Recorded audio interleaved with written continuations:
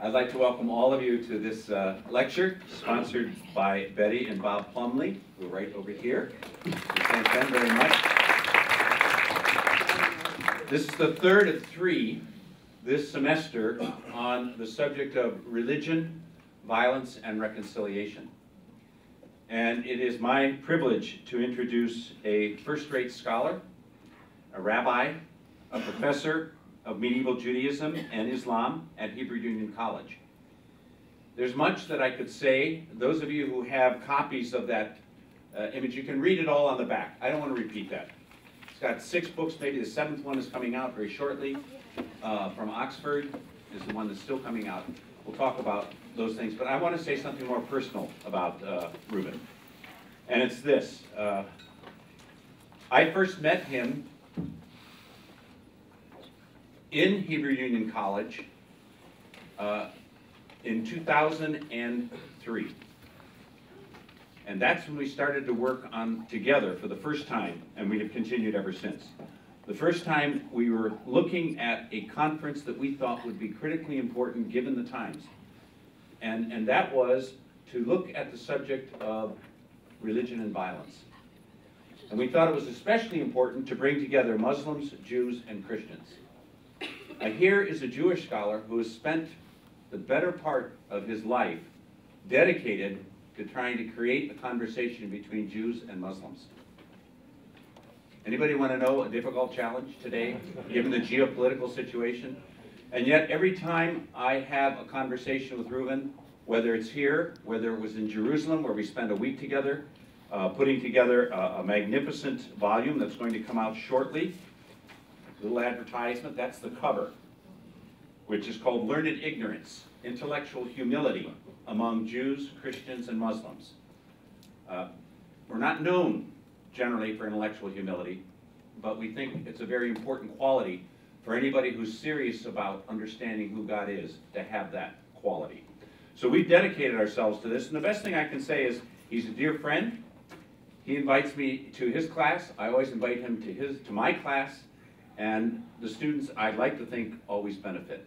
So it is my honor to bring Reuben to the podium here to talk to us about the birth of religion and the challenge of peacemaking. My friend, Reuben.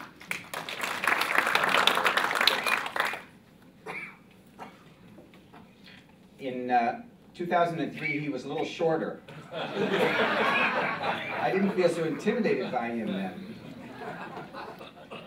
It's really a pleasure to be here, and it's a pleasure to be a part of the Center of the Institute for Advanced Catholic Studies.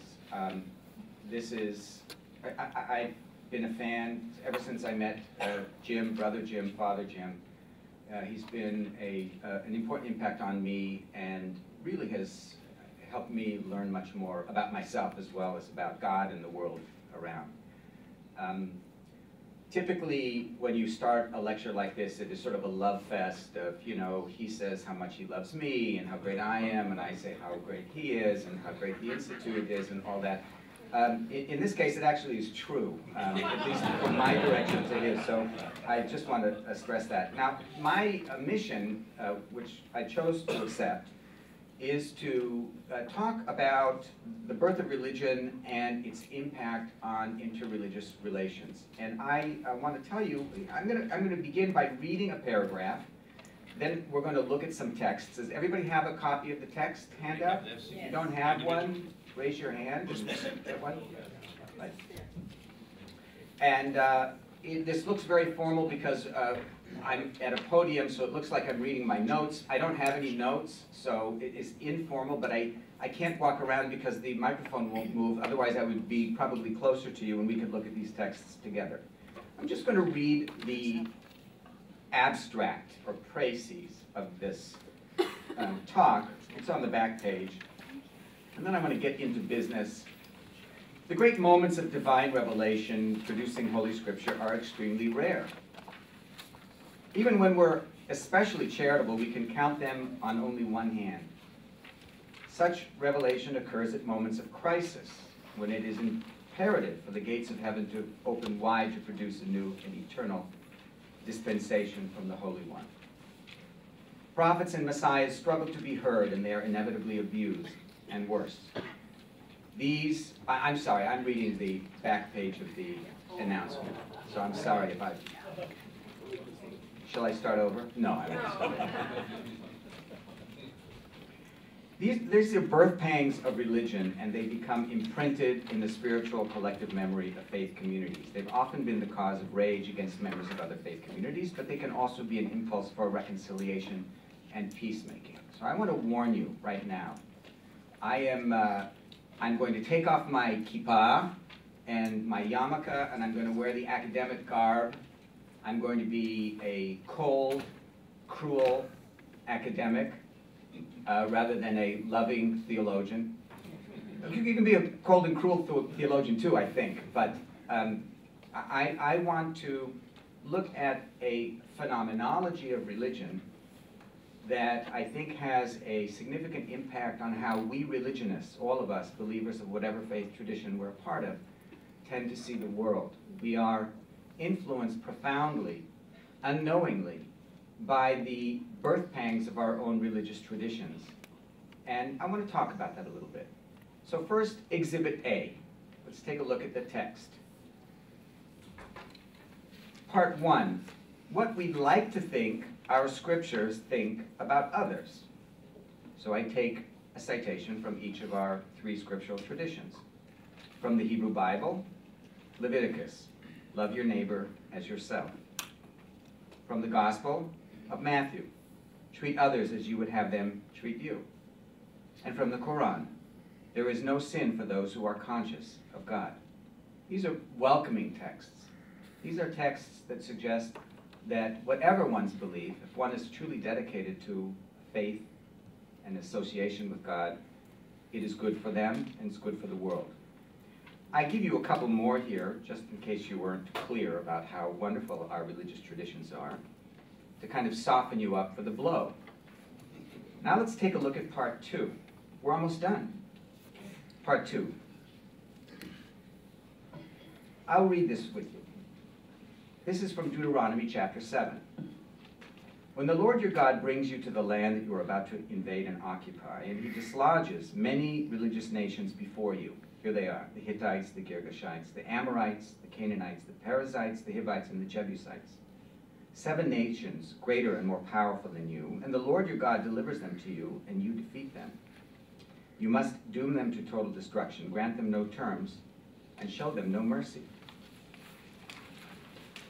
You shall not intermarry with them. Do not give your daughters to their sons, or take their daughters for your sons, for they will turn your children away from me to worship other gods, and the Lord's anger will blaze forth against you, and he will promptly wipe you out. Now, this is, in the best of worlds, this is a problematic text. I'm just put my kippah back on for a moment to say, as a Jew, and I read this text, I have a lot of issues with this. This is a call for genocide. It's a call for the absolute, total, and complete destruction of communities of people that lived prior to the emergence into history of the Israelite community. Now, I am very delicate about this text because this text has been used in history against Jews to say that, you know, Judaism is a religion of anger and violence and evil, and that the Jewish people are not a loving and accepting people. But it is a part of our tradition, and I have to deal with it. Now, I can actually believe it or not, make some jokes about it, because on the one hand it says, doom them to complete destruction. The word in the Hebrew is hacharem tacharim otam. The harem in the biblical period means absolute destruction.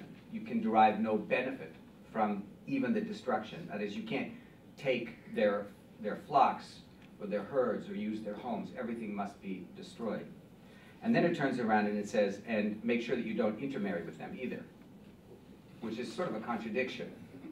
So, we would say, well, this was never intended to be implemented.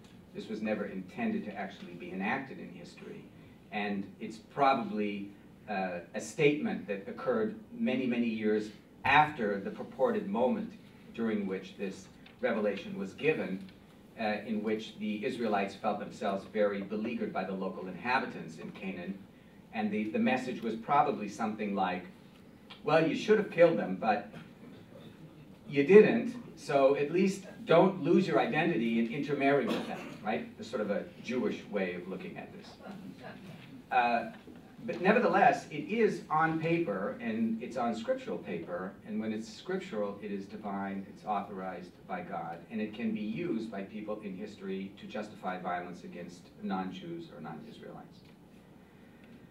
Lest you feel that I'm only going to be self-critical, let's move on to the New Testament.